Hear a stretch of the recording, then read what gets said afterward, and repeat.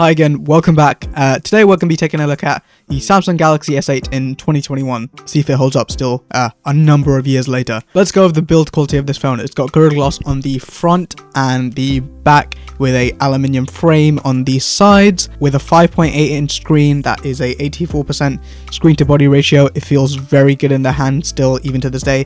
Even though my particular version has a crack on the edge, it still feels great in the hand. The panel on this phone is actually a 1440p panel that is 5.8 inches, and it's actually Gorilla Glass 5 on the front and back, which is very helpful. There is even a 3D touch home button, but it's just the home button, nowhere else. It is a bit lighter, so if you're used to bigger, heavier phones, it will feel smaller, but it doesn't necessarily feel cheaper in any way. After using the iPhone SE for a couple days, this actually feels very big, because the iPhone SE is not necessarily a bigger phone, which you can see here, but this does have more screen than the iPhone SE. I really like the way this phone feels in hand with or without a case. The curved edges and the aluminium frame just make it feel like a solid phone even to this day. It holds up even now 4 years later, and maybe not mine because of the crack, but if you buy this phone in a good condition, it is IP68 water resistant, which means it can go 30 minutes in 1.5 meters of water. Specs wise, this phone is still pretty solid. It was a flagship back in 2017 and the specs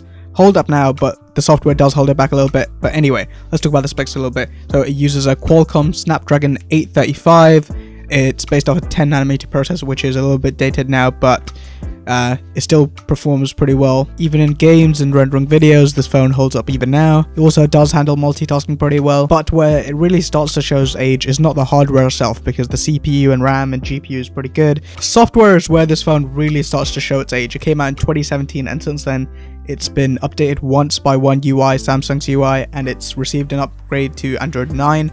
I think this phone could handle versions of Android past Android 9, but it just never got the updates from Samsung, and because of that, it's really starting to show its age, and hence why I switched over to the iPhone SE, which I'll probably make a video about in the coming weeks. That's why this phone struggles to keep up nowadays, because it looks great, it feels great in the hand, but the software is very soon gonna be stopped supporting, because, well, the performance is there, but if app developers are making softwares for Android 10 and later, this phone isn't gonna last very long because it's stuck on Android 9, and I'm pretty sure because of how old it is now, Samsung aren't gonna turn around in one day and start giving it One UI and Android updates anytime soon. Hello, Editing Mon here. If you've liked the video so far, consider subscribing.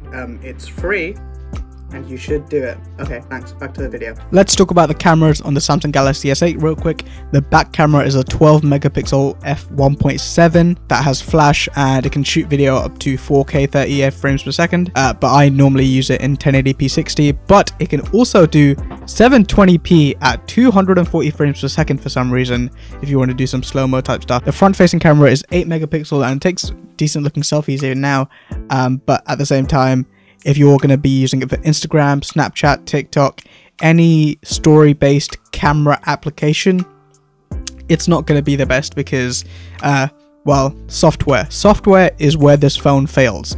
Hardware is great, it feels very premium in the hand, but as I've said several times, the camera doesn't hold this phone back, but the softwares that use the camera hold this phone back because they're just taking a snapshot of the viewfinder of the camera instead of the actual camera feed that Apple gets to use from iOS, because, well, there's less Apple phones than Android. If you're shooting in the native camera app and not on social media, this phone has a great camera. For the first 6 or 7 months of me making videos online, I used this phone's back camera as my primary camera. I shot in 1080p 60 for the majority of it, and I even used it taking some still pictures over a real DSLR. Camera is one of the points where if you don't care about social media, this phone excels. It's got 4K capability on the front camera, and 1080p 60 on this looks great too. The front facing camera can also record up to 1440p, which is a nice feature that I don't think anyone actually uses, but it's there if you want to. The battery is a 3000 milliamp battery, and it does support fast charging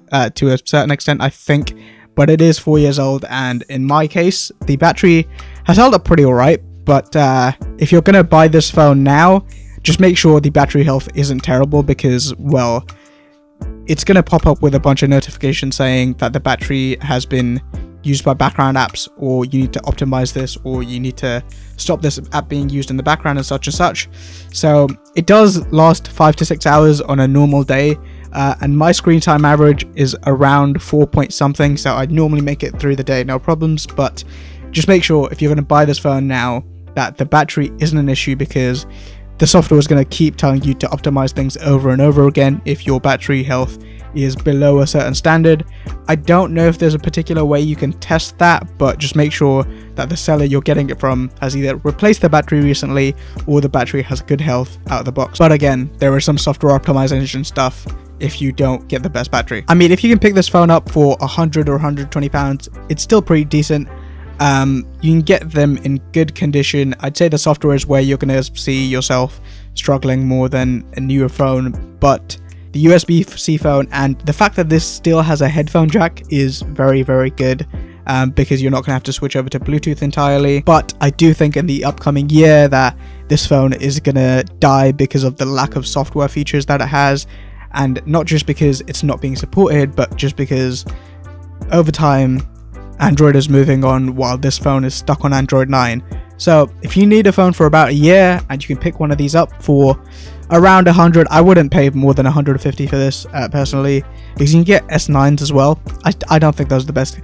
If you can find a good iPhone SE for under like 250 from 2020, I'd say that's your best bet for a budget phone. But if you don't want to go iOS, Samsung's newer A series phones are probably a better bet than the Samsung Galaxy S8, in all honesty. Not that this is a bad phone in any way, it's just the software is going to hold you back sooner than you think. If you need a phone for about a year that's going to get you solid camera performance and a decent battery that feels premium in the hand, go for it. But the software on this is slowly aging, and it shows in 2021 in my opinion.